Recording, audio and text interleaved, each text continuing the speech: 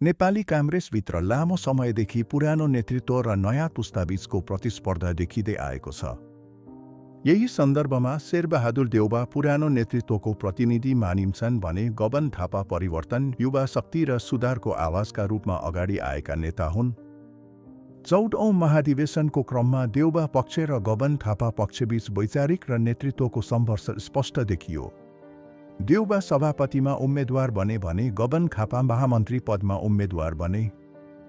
महाधिवेशनको नतिजाले देखायो कि पार्टीभित्र परिवर्तन चाहने ठूलो जमात छ।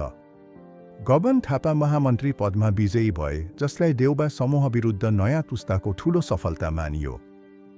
यो जितले गगन थापालाई पार्टीभित्र सबैभन्दा प्रभावशाली युवा नेताको रूपमा स्थापित गर्यो। यद्यपि देउबा सभापतिमा विजयी भए, गगन थापाको जितले नेपाली काङ्ग्रेसमा भविष्यको नेतृत्व परिवर्तनको सङ्केत दियो। यसले देखायो कि अब पार्टीभित्र युवाको आवाज दबिन सक्दैन। गगन थापाको यो जित केवल पदको जित मात्र होइन, यो विचार, आशा र परिवर्तनको जित हो भन्ने धेरैको बुझाइ छ।